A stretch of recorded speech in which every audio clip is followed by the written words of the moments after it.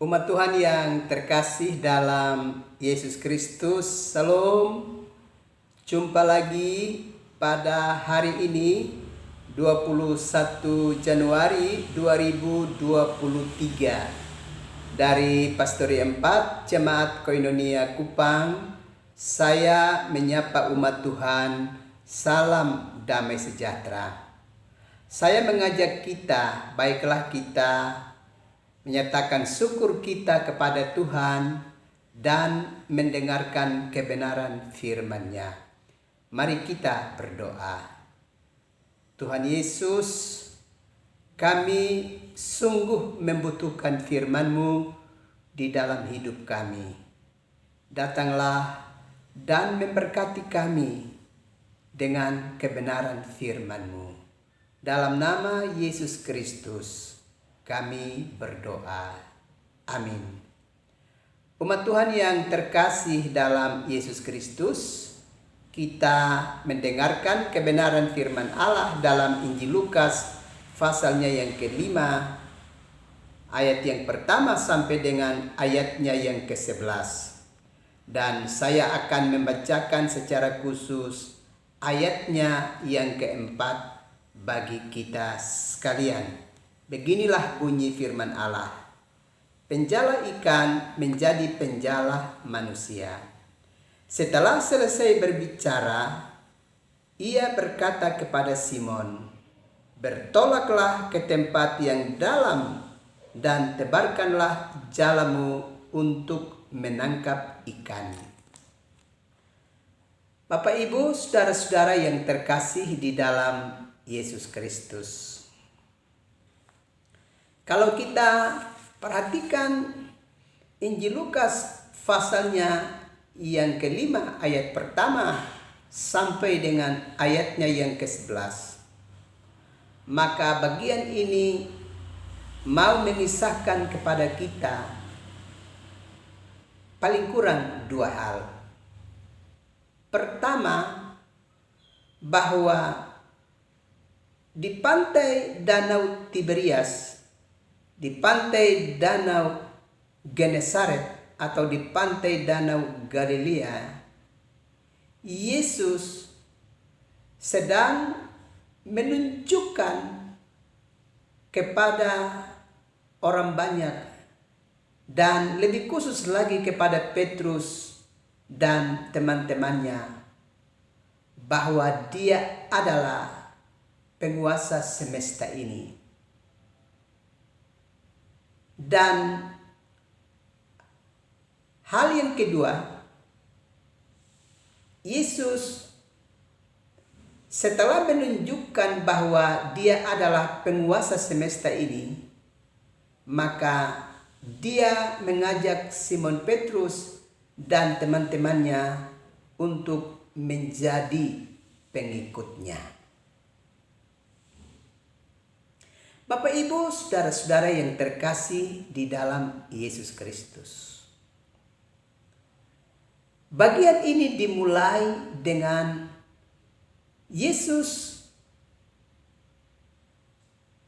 berada di Danau Genesaret, di pantai Danau Genesaret, dan Dia berjumpa dengan begitu banyak orang yang memiliki kerinduan untuk mau mendengarkan pengajarannya. Maka Yesus meminta kepada Petrus supaya menolak perahunya sedikit jauh dari dataran pantai, dan Yesus boleh duduk di atas perahu dari Simon untuk mengajarkan begitu banyak orang yang datang mengerumuni Dia. Di sini kita melihat bahwa Yesus sedang menjadikan perahu dari Simon Petrus dan teman-teman sebagai wadah, sebagai media untuk Dia gunakan perahu dari Petrus dan teman-teman sebagai tempat untuk Dia memberitakan kabar baik kepada begitu banyak orang yang mengikutinya. Memang kalau kita belajar di dalam kebenaran firman Allah, Yesus terus menegaskan kepada kita umat percaya bahwa manusia bukan hidup dari roti saja, tapi manusia juga hidup dari setiap firman yang keluar dari mulut Allah. Dan orang banyak ini memiliki kebutuhan untuk mendengar pengajaran dari Yesus. Orang banyak ini menyadari dengan sungguh bahwa mereka tidak hanya hidup dari makan dan minum saja, dari semua yang memperlengkapi kehidupan mereka, tapi mereka butuh juga pengajaran, mereka butuh juga kebenaran, kabar baik yang diajarkan, yang diberitakan oleh Yesus Kristus. Itulah sebabnya mereka terus mengerumuni Yesus dan siap untuk mendengarkan pengajarannya. Memang kalau kita belajar nanti di dalam Injil Yohanes pasalnya yang ke-6, pada saat Yesus memberi makan 5.000 orang dan orang banyak itu terus mengikuti Yesus untuk mendengarkan pengajarannya, Yesus pernah menegur dengan keras orang banyak yang mengikutinya dengan berkata bahwa kamu mengikuti aku oleh karena kamu telah makan dan kenyang, bukan karena kamu telah mendengarkan pengajaranku. Di situ memang Yesus memberi peringatan. Yesus memberikan tanda awas kepada orang banyak supaya jangan sampai kebutuhan mereka hanya soal makan dan minum, tapi bukan pengajaran dan kebenaran dari firman Allah.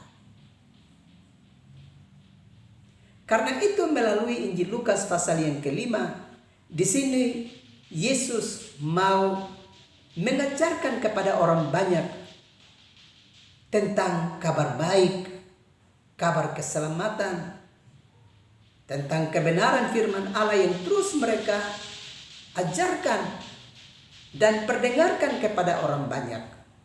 Dan setelah Yesus mengajarkan orang banyak dimaksud, maka Yesus menyuruh Simon Petrus dan teman-temannya untuk bertolak lebih dalam supaya mereka bisa membuang jala atau tebarkan jala mereka untuk menangkap ikan. Tapi di sini kita bisa dengar apa jawaban dari Simon. Simon menjawab, "Guru, telah sepanjang malam kami bekerja keras dan kami tidak menangkap apa-apa. Tetapi karena engkau menyuruhnya, aku akan menebarkan jala juga." Kalau kita perhatikan bagian ini, sesungguhnya Simon sedang mengatakan kepada Yesus bahwa mereka sudah bekerja. Mereka telah menggunakan kemampuan mereka, ketangkasan mereka sebagai nelayan, tapi mereka tidak memperoleh apa-apa. Saat itu adalah saat di mana Simon Petrus dan teman-temannya tidak mendapatkan apa-apa dari usaha mereka sebagai nelayan. Dan itu dilaporkan oleh Simon kepada Yesus untuk diketahui oleh Yesus. Rupanya Simon belum mengenal dengan baik siapa yang sedang berbicara kepadanya. Simon sedang mengingatkan kepadanya bahwa mereka sudah bekerja tanpa memperoleh apa-apa. Jadi ada semacam laporan, semacam perasaan, semacam kekecewaan. Dan ada semacam keadaan di mana Simon mengatakan dengan berat hati bahwa kami sudah bekerja sepanjang saat, tetapi kami tidak memperoleh apa-apa, tidak menangkap apa-apa. Tetapi karena Engkau menyuruh kami, kami akan menyebarkannya. Bapak, Ibu, saudara-saudara yang terkasih di dalam Yesus Kristus, kalau kita perhatikan bagian ini, ternyata Sang Penguasa sorga dan bumi itu dalam kedaulatan kuasanya sedang menempatkan ikan-ikan di tempat yang dalam dan sudah mengumpulkannya, dan kemudian memerintahkan murid-murid untuk menangkapnya, memasukkannya ke dalam jalan mereka. Di sini kita bisa melihat sebuah tanda yang ditunjukkan oleh Yesus bahwa Dia adalah penguasa semesta ini. Dia adalah pemilik segala sesuatu di dalam dunia ini, termasuk kehidupan biota laut, ikan. Itu ada dalam kedaulatan kuasanya. Dan kita bisa perhatikan di sini, ikan-ikan itu terkumpul di bagian di mana para murid itu menebarkan jalan mereka. Dan pada akhirnya 2 perahu dapat mengisi perahu mereka dengan ikan yang banyak. Sampai dalam keadaan itu Petrus baru sadar bahwa dia sedang berhadapan dengan pribadi yang berdaulat atas semesta. Dan kita bisa perhatikan di dalam bacaan itu, ya. Setelah mereka mengumpulkan ikan-ikan itu, maka Simon Petrus melihat hal itu pada ayat yang ke-8. Ketika Simon Petrus melihat hal itu, ia pun tersungkur di depan Yesus dan berkata, "Tuhan, pergilah daripadaku, karena aku ini seorang berdosa." Petrus yang tadinya sedikit angkuh, ya, sekarang di hadapan Kristus menyadari dengan sungguh, bahkan merendahkan dirinya serendah-rendahnya, dan menyatakan bahwa dia tidak layak untuk berada di samping Yesus, dan meminta supaya Yesus pergi untuk meninggalkan mereka. Petrus baru sadar bahwa dia sedang berhadapan dengan pribadi yang berdaulat atas semesta. Dia adalah penguasa semesta yang telah membuat perkara yang dahsyat, yang melebihi kemampuan mereka sebagai nelayan. Jauh lebih hebat, jauh lebih tinggi karyanya, kedaulatan kuasanya bagi diri mereka. Dan Simon merasa bahwa dia tidak layak ada di samping pribadi yang berkuasa dimaksud. Bapak, Ibu, saudara-saudara yang terkasih dalam Yesus Kristus, dari bagian ini ada beberapa hal yang perlu kita perhatikan.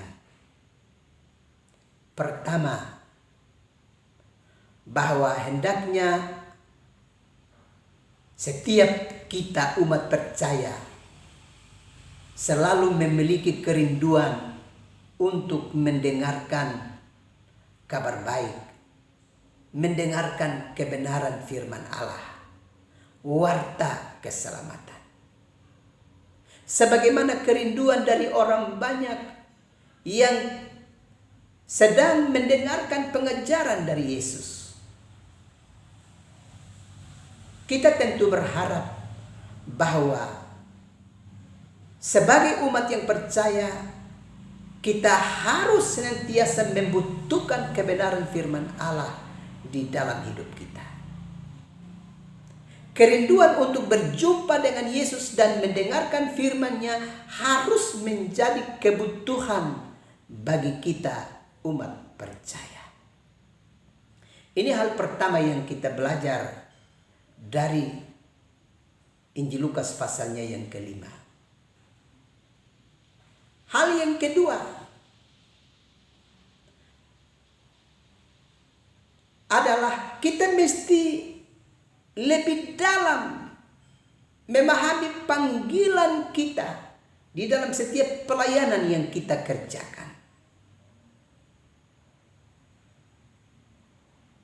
bertolaklah ke tempat yang dalam. Di sini kita bisa dapat memahami bahwa sebagai umat percaya kita mesti benar-benar memahami dengan baik keterpanggilan kita sebagai umat percaya di dalam dunia ini. Untuk memahami secara baik panggilan pelayanan yang sedang Tuhan percayakan kepada kita. Supaya di dalam memahami secara dalam panggilan pelayanan itu, kita bisa berjumpa dengan Tuhan dan menikmati hadirat dan belas kasih-Nya, serta perkara-perkara dasar yang hendak Tuhan kerjakan bagi kehidupan kita. Hal yang ketiga yang kita belajar dari bagian ini, bahwa sebagai manusia kita bisa letih, kita bisa lesu, kita bisa tidak kuat oleh karena berbagai-bagai beban kehidupan yang kita hadapi di dalam hidup ini. Dan tugas dan tanggung jawab yang sedang kita kerjakan di dalam dunia ini bisa membuat kita menjadi lelah dan kita tidak lagi memiliki kerinduan untuk bisa berjumpa dengan Tuhan dan mendengarkan kebenaran firman-Nya. Hal ini harus kita waspadai di dalam kehidupan kita. Bahwa di tengah-tengah aktivitas kehidupan dari Simon dan juga teman-temannya, Yesus hadir untuk menerangi mereka dengan kebenaran firman-Nya. Yesus mau mengingatkan kepada Simon dan juga teman-temannya bahwa dimanapun mereka bekerja dan beraktivitas, jangan pernah mereka lalai untuk memiliki hati yang terikat kepada Tuhan di dalam hidup mereka. Bahwa kebenaran firman Allah mesti mewarnai hari-hari hidup mereka di dalam aktivitas, di dalam tugas dan tanggung jawab yang mereka layankan di dalam hari-hari hidup mereka. Dan hal yang keempat yang kita belajar dari Injil Lukas pasal yang kelima ini, mau mengingatkan kepada kita bahwa setiap kita umat percaya yang hidup dan berkarya bagi Tuhan, masing-masing kita Tuhan telah siapkan bagian berkat pada sisi kehidupan tertentu yang ada di sekitar kita. Tuhan sudah mengumpulkan dan menyediakan itu bagi kita. Tugas kita adalah terikat kepada Tuhan, dengar firman-Nya, dan lakukan perintahnya, dan berusaha serta bekerja untuk mengambil dan menikmati berkat yang sudah Tuhan kumpulkan, yang sudah Tuhan sediakan bagi kehidupan kita umat percaya. Kalau kita perhatikan bagian ini memang dengan jelas bahwa berkat bagi Simon dan teman-temannya, para nelayan di pantai Danau Genesaret itu, Tuhan sudah menyediakan bagi mereka berkat di bagian yang sudah Tuhan tentukan. Dan pada akhirnya para murid itu mengikuti perintah Tuhan dan mengumpulkan serta menerima berkat yang sudah Tuhan siapkan bagi mereka masing-masing. Dengan demikian kita mesti percaya dengan sungguh bahwa setiap orang Tuhan sudah kumpulkan dan siapkan berkat di dalam salah satu sisi kehidupan di mana kita beraktivitas. Dan di saat kita mengikuti perintah Allah dan melaksanakan bagian kita, tugas kita, pekerjaan-pekerjaan kita, kita dapat menerima dan mengambil bagian berkat yang sudah Tuhan siapkan di salah satu sisi kehidupan yang telah Tuhan siapkan bagi kita sekalian. Karena itu, Bapak, Mama, saudara-saudara yang terkasih dalam Yesus Kristus, ingatlah, setia kepada Tuhan. Jalani hidup ini seturut dengan kehendak Tuhan. Dan percayalah, pada salah satu sisi kehidupan kita, bagian berkat sudah Tuhan siapkan. Dan Tuhan akan arahkan hidup kita untuk kita bisa dapat mengambil dan menikmatinya di dalam kehidupan kita. Kiranya Tuhan memberkati umat Tuhan sekalian. Amin. Mari kita berdoa. Terima kasih Tuhan untuk kebenaran firman-Mu yang terus melawat kehidupan kami. Datanglah dan memberkati kami sekalian, supaya kami juga menghidupi firman-Mu di dalam hidup kami. Kami mau beristirahat malam ini. Datanglah dan berkati kami sekalian, supaya kami beristirahat dengan aman. Dalam nama Yesus Kristus kami berdoa. Amin. Umat Tuhan yang terkasih, ingatlah, besok adalah ibadah utama minggu. Bersama dengan keluargamu, ambil bagian dalam ibadah utama minggu untuk mendengarkan kebenaran firman Allah. Selamat malam, selamat beristirahat, dan shalom.